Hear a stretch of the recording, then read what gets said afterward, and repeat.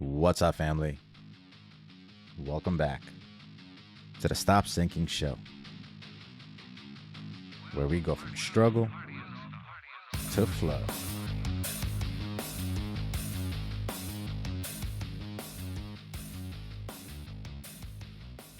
Let's start today with a couple questions to ask ourselves. Ones I will suggest answers to once you audit yourself. In my opinion, there is a right answer to this if you plan towards an upward trajectory, if you want your trend line to go up. If you are happy and content with where you are and have no plans in moving up, then you can listen to this for fun and not advice. The question I have for you is, how uncomfortable are you willing to get? How much discomfort are you used to? How much discomfort are you willing to sign up to endure? How much can you stand? Take a minute to really think about this and be real. Think about the last time you had a problem arise unanticipated. Think about the last time something didn't go your way. Think about when you have to suffer through something. How is your outlook during this time? Would you sign up to go through it again? Or worse? What if I was to tell you the way you handle discomfort will determine how far you get towards your goals? You know why? Because it's not going to be easy headed there. And I'm not saying it's going to be hard either. I think we make things harder than they need to be. And most beautiful things in life that are meant for you come to you with ease. So I'm not talking about making things artificially hard. That's not the story I want to maintain about how things are attained. But even in the ease, we encounter difficulty. There is no ease without difficulty. How would you know what ease even looks like? So your demeanor, the ease you bring into the difficulty, will determine how difficult the difficult ends up feeling and being. One of my close friends who has been really optimistic and in a good mood over the past couple months felt a swarm of negative emotions return in her body. Ironically, we have matching energies, and it was around the same time that I felt the same dark cloud come back over me. Old patterns re-emerging. I stopped eating properly again all of a sudden. Just old ways of being re-emerging.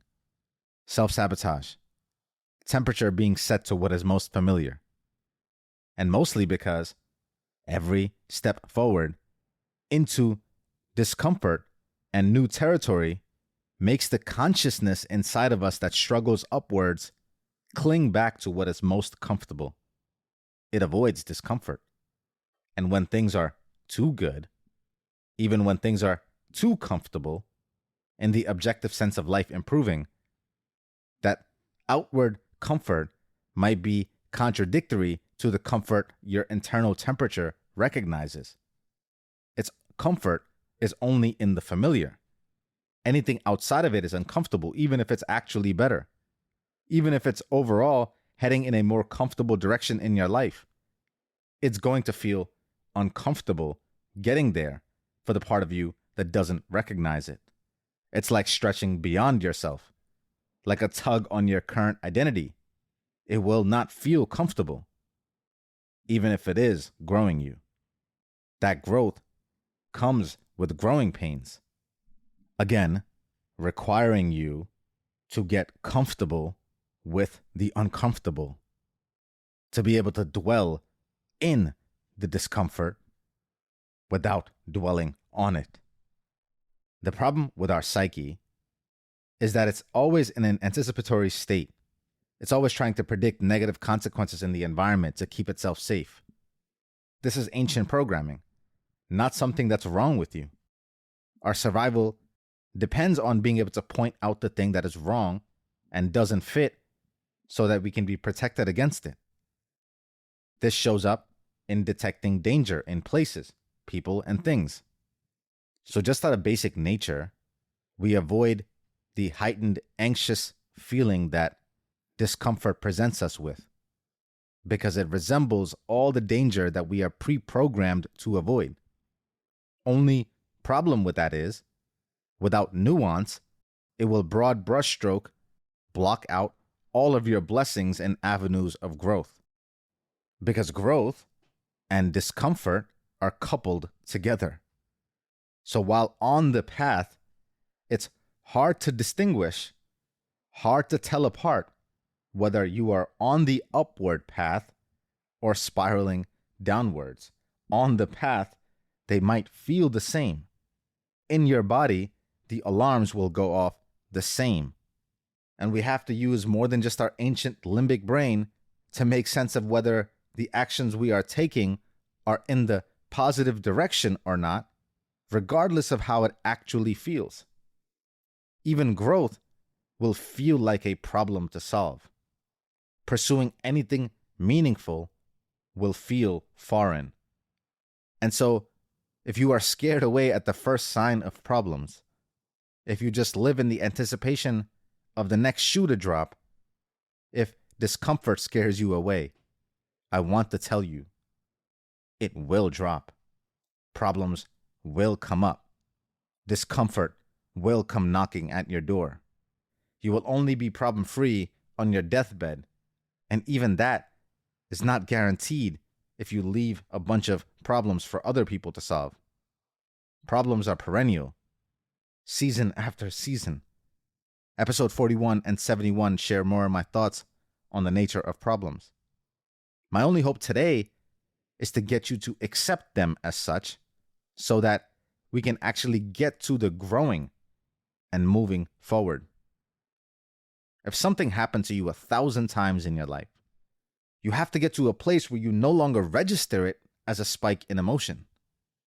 If you drive or travel for a living like I did for 15 years of my life managing territories, then when you encounter traffic, flight delays, inconveniences, lack of grace in other people's energies, if you are to deal with these things on a regular basis as a part of your day-to-day, as a part of your job, as a part of your time here on earth, 1,000 times over, then it would behoove you to get to a place with these scenarios that disturbs your peace as little as possible, or you will spend your entire life just dealing with your emotions, because it will have been repeated, predictable scenarios, things that you have gone through over and over again, problems that are bound to be experienced over and over again, that if you let yourself get bothered by them each time, that you will rob yourself of the actual life energy you need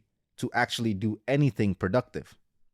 There's a way to train for this as well, where discomfort becomes your dwelling, where it is no longer foreign to feel uncomfortable, and it will require you to willingly forego your current comforts, the silk sheets, the coddling.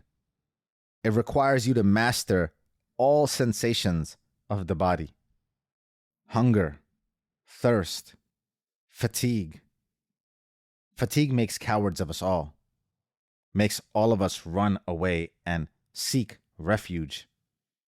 If you can get comfortable with the uncomfortable, if you can train yourself to not be a slave to any of your feelings, to the dictates of your ego, if you can tame your tired spirit, then there is nothing life can take away from you that you haven't already stripped yourself of. No hardship that can ever tower over your hardening. For you to remain soft and open to grow inside, you have to harden the exterior to protect the nurturing and developing that is going on within the womb of your being. And that requires training. If you are so disturbed from the external discomforts, it will penetrate and disrupt the development inside of you. Maybe even change the nature of its development. Maybe make you into something you weren't intending to be. A lot is at stake. So training is a must. So the next time discomfort rears its predictable head, when the shoe does drop, the next time it all seems like to be crashing down on you, you can stand up tall and say from your training, rock bottom doesn't know. The hard floor is my bed. I'm built for this. The discomfort, this difficulty, is my dwelling. I live here. I love you, family.